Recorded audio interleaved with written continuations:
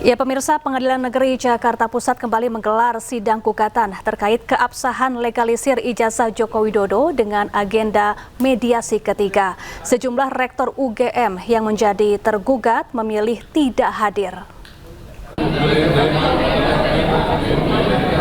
Sidang gugatan terkait keabsahan legalisir ijazah Joko Widodo memasuki agenda mediasi ketiga.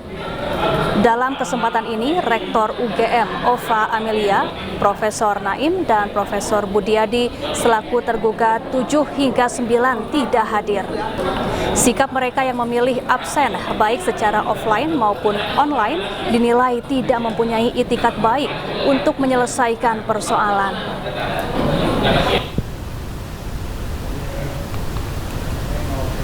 Dalam mediasi tersebut, penggugat ingin memastikan apakah tergugat benar-benar pihak yang menandatangani legalisir ijazah Jokowi untuk pencalonan wali kota Solo hingga Presiden Republik Indonesia. Pimpinan fakultas yang melegalisir ijazah. Nah, legalisirnya ada dua lagi, yaitu Prof. Naim yang melegalisir ijazah tahun 2005, 2010, 2012, 2014 dan Profesor Budiadi yang melegalisir ijazah tahun 2019. Nah, ini saya pisah lagi. Saya lebih concern dengan Pak Prof. Naim karena beliau 4 tanda tangan dipakai dan beliau juga orang tua yang harus kita hargai, hormati. Ya, sidang pra-peradilan jilid ketiga Roy Suryo yang digelar Pengadilan Negeri Jakarta Selatan ditunda hingga 29 Juli 2026. Penundaan disebabkan oleh ketidakhadiran pihak kejaksaan selaku turut termohon. Pengadilan Negeri Jakarta Selatan menunda sidang pra-peradilan yang dilayangkan oleh Roy Suryo terkait ganti rugi atas pengabulan perkara pra-peradilan penggeledahan, penangkapan, dan penahanan dalam kasus tudingan ijazah palsu Presiden ke-7 RI Joko Widodo. Sidang pra-peradilan jilid 3 Roy Suryo ini ditunda hingga 29 Juli 2026 pekan depan. Penundaan disebabkan oleh ketidakhadiran pihak kejaksaan selaku turut termohon dalam perkara tersebut. Untuk itu, Hakim Tunggal memutuskan untuk menjadwalkan ulang persidangan guna memastikan kehadiran seluruh pihak terkait. Hari pertama, ketika pra-peradilan kami selaku pemohon, itu kamilah yang kemudian akan membacakan permohonan kami apa terhadap termohon dan juga terhadap turut termohon. Jadi kami itu tidak bisa kemudian santai-santai. Hari pertama itu hari kita, baru hari kedua besok itu jawaban dari seharusnya termohon dan juga turut termohon. Kemudian kami juga harus langsung memberikan jawaban hari itu juga, yaitu berupa replik dan juga mereka kemudian duplik. Sebelumnya pada sidang pra-peradilan kali ini, Roy mengajukan gugatan untuk menuntut ganti rugi kepada pihak Polda Metro Jaya dan Kejaksaan sekitar 210 juta rupiah atas upaya paksa yang dilakukan penyidik Polda Metro Jaya. Dari Jakarta, Tim Liputan iNews melaporkan. Anda kembali di Indonesia, masih bersama saya Fazilah Khairunisa. Pemirsa, lagi-lagi rumah terbakar diduga gegara korsleting listrik. Pemilik rumah histeris dan nyaris pingsan melihat rumahnya terbakar saat ditinggal kerja.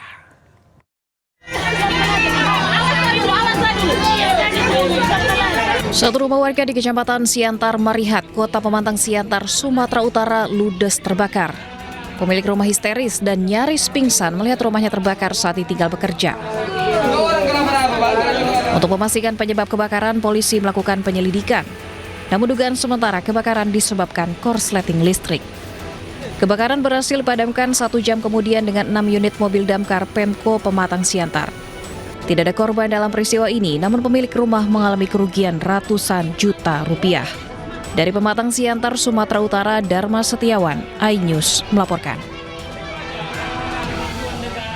Seorang pengendara motor dikejar sekelompok begal. Korban menyelamatkan diri berlari ke dalam masjid, namun motor korban dibawa kabur pelaku begal.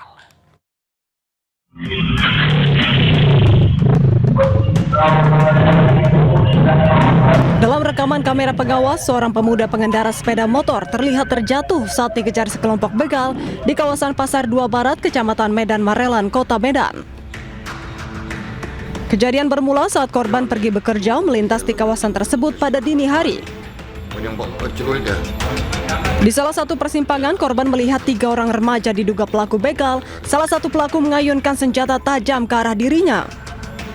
Merasa nyawanya terancam, korban yang panik langsung tancap gas dan terjatuh dari sepeda motor. Korban berhasil menyelamatkan diri dengan berlari ke dalam masjid, namun motor korban langsung dibawa kabur para pelaku. Akibat insiden tersebut, korban yang masih trauma kini kesulitan untuk bekerja lantaran tak memiliki kendaraan. Hingga kini para pelaku begal masih dalam pencarian pihak kepolisian. Dari Medan, Sumatera Utara, Yuda Bahar, iNews melaporkan. Rasa khawatir terhadap maraknya aksi begal di Kota Bandung membuat seorang perempuan mengambil langkah yang tidak biasa. Dirinya memesan 3 pengemudi ojek online untuk mengawalnya pulang menggunakan sepeda motor.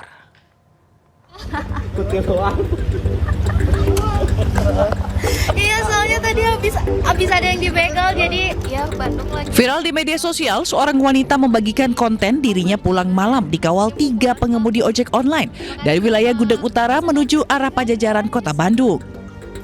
Wanita yang bernama Hana ini mengaku takut pulang sendiri.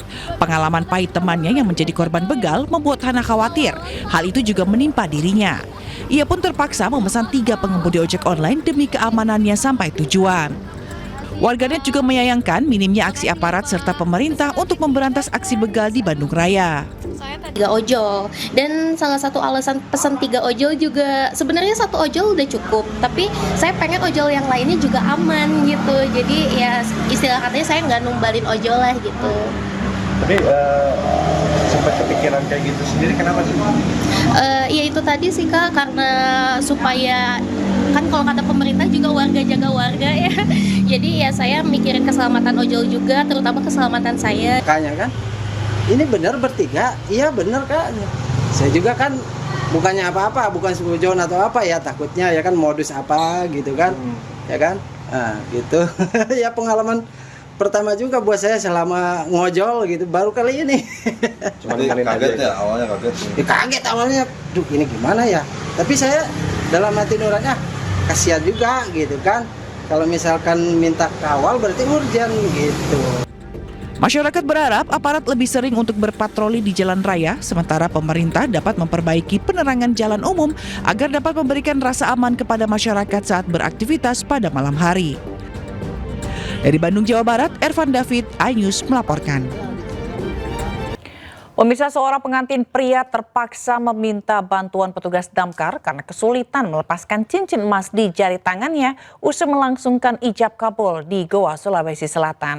Mahar yang akan diberikan untuk mempelai wanita terpaksa diganti dengan yang baru.